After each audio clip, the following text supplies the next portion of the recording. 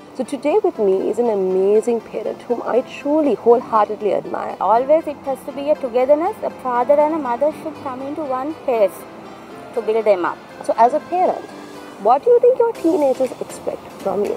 We have a lot of family time together. 4 of us, that's a must, and I believe in it a lot.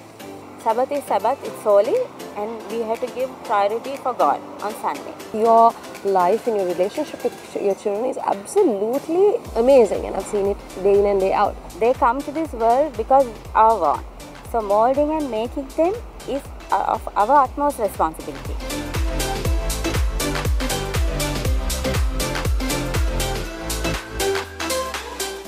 Blessed day to you all. Welcome to another segment of Trends and Truth. We believe at Bethany that Sri Lanka needs national transformation, and we believe the youngsters of today are the future of tomorrow. So today with me is an amazing parent whom I truly wholeheartedly admire, who has brought up two amazing children who make such a difference even at their very young age. So today I invited her onto the segment to share with us what is it like to be a parent to teenage children, the challenges that she faces bringing them up in this world, and what is it like to influence and also be their best friend. So let me warmly welcome Sister Bihari to the segment. Amanda, thank you for having me.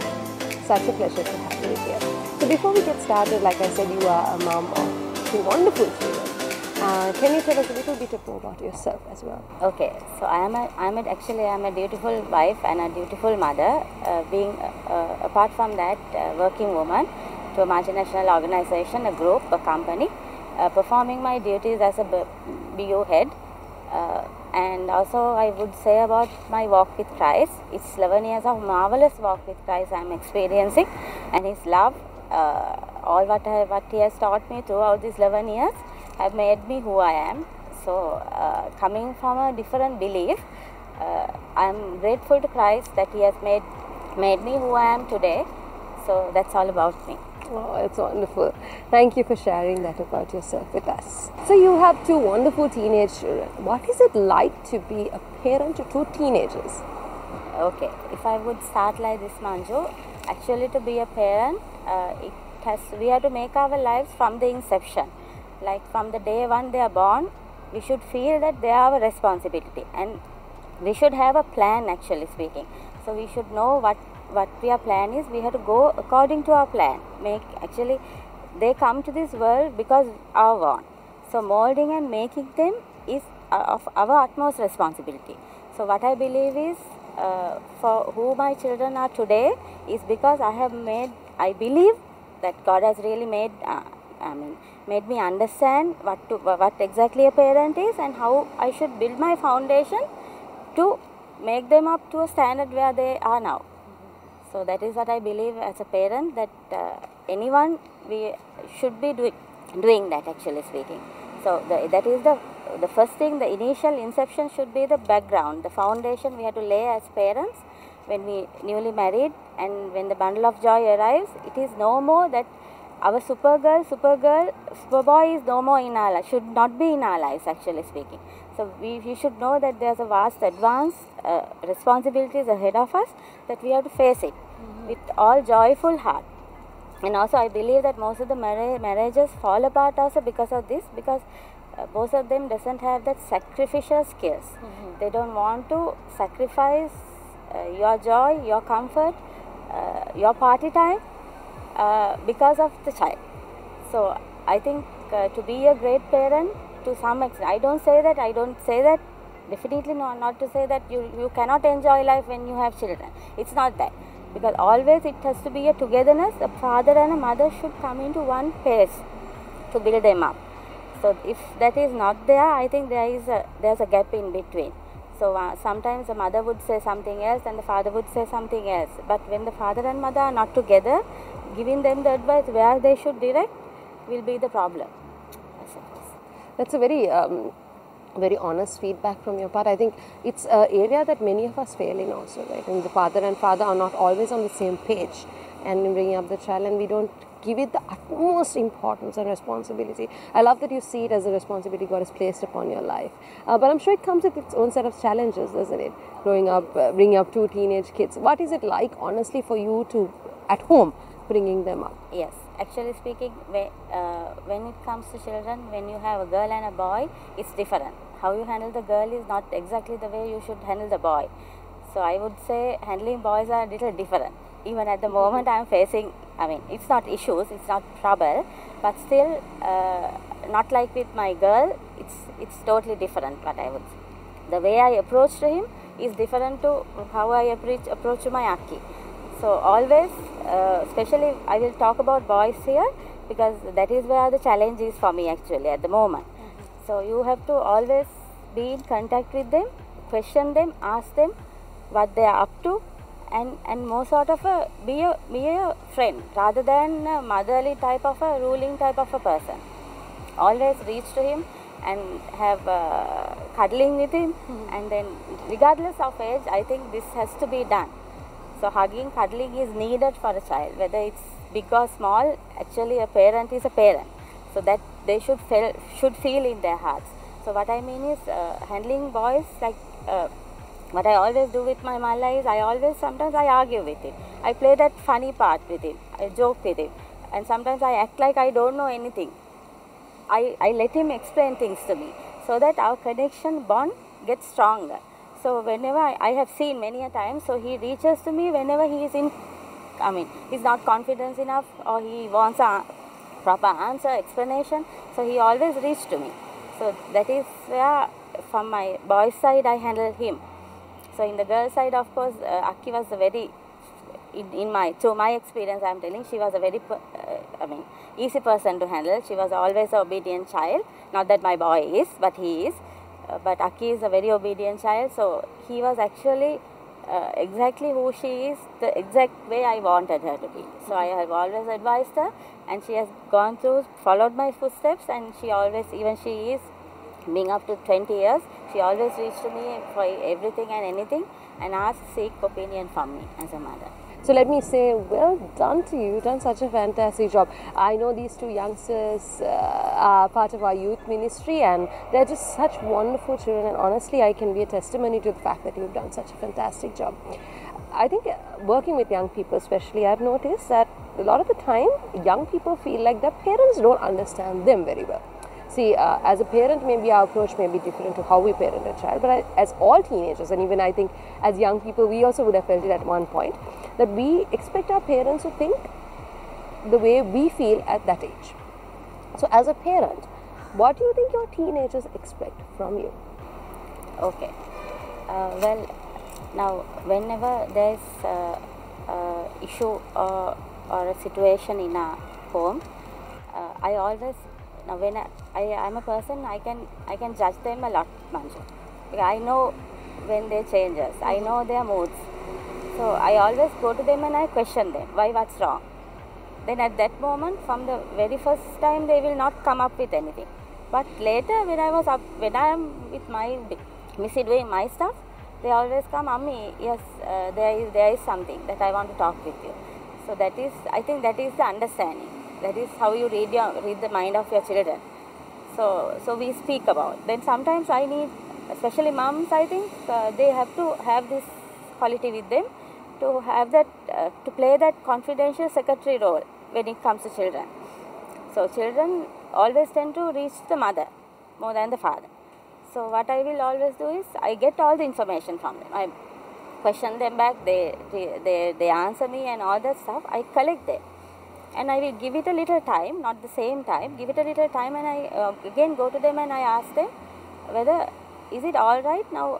What I feel it here is, I always pray about it when I hear something, when I want to deal with the situations. So then I ask them, shall I make it a point today, even especially, we have a lot of family time together, 4 of us, that's a must, and I believe in it a lot. So what I say is, let's table this. Let Tati know. We'll get his opinion. We'll get his ideas, and we'll sort out this issue. We'll talk about it, and we'll see how to get out of it or how to go ahead with this. So that is how most of the time I tackle my teenagers with their issues. So also when it comes to their likings, also most of the time they reach to me. So sometimes there are things that we can make at that moment and we cannot make. So So we as mothers, we should know to make them understand. Puta, why? Akki, why? You can't do it now. So give it a little time. We have to plan for it. So to give you that, we have to plan for it. So that likewise, we always like make them understand what we go through, and what they also should how they should base their lives according to that. So now you talked so much about what it is like to have a relationship with your teenagers and the part that you play in their life. But specifically as Christians, we know that it is Christ that is the center of our family, and He is the one we draw strength from. So how do you as a parent bring God into the equation when it comes to bringing up your children? Yeah, Manju. Well, first of all, I must say that, as I told you, I come from another faith. Having known God for these 11 years, actually it's a miracle that He stepped into our lives. Having known Him for 11 years, from the inception, what I did was, I started training from the day I got to know God, I started training my children to go on that direction. So the first thing we made was, we made the Sunday a compulsory day to keep it holy, Sabbath day. That we cut down all, even not only me, even my husband. He's a very joyful person. He's a fun lover, actually speaking. So even he himself cut down most of the things on what we had to do on Sundays, outings and entertaining friends, family, and all that stuff. So we cut down all that because we wanted a great future for my children with God, to have a good walk with God. So I made it a point that first thing is Sabbath, it's holy, and we have to give priority for God on Sunday. So that is where I started my teaching point with my children, where God will come into their life, God's act will come into their life and restore God in their lives. So, and getting them to do ministry work and little things with whenever the possibilities are there in church, I always encourage them to go ahead and do it. So likewise, I always give them godly advices. I quote from the Bible. Sometimes I print things from the Bible and I put them on walls so that they can see every day. And to some extent, it is true that sometimes my boy most of the time comes and tells me, "Ammi, you have put it everywhere that we cannot go without it." And then whenever we are into something, that memory comes out automatically. So things like that, when you practice at home, so without you knowing, even the children get used to. They get into a kind of a routine, basing their lives on God. And also what I do always is I continually reminds them that their life belongs to Jesus, and they are accountable to God to leading a good life, a responsible life. So always I keep the godly advices. Whenever time permits, I always teach them things. This is not right. This is the way you must think. This is the way you must do things. And even talking to people, this is the way you must. Sometimes there are things that I learn from them as well, because they are big enough now. Sometimes it's like this. When you put your children in the right direction, Manju, even there is a point that when parents go wrong, they can teach you, they can direct you. This is, I believe. It's not that we are doing anything wrong, but still there are times that my two teenagers, I'm proud to say, they have corrected me many a times. I mean, this is not the way you should have spoken to that person, because we are humans, we do tend to make mistakes. So I believe that is how I have got God connected into my life and to my family with my children. Thank you so much for all of that insight, and truly it's been such an eye-opener for all of us, because your life and your relationship with your children is absolutely amazing, and I've seen it day in and day out.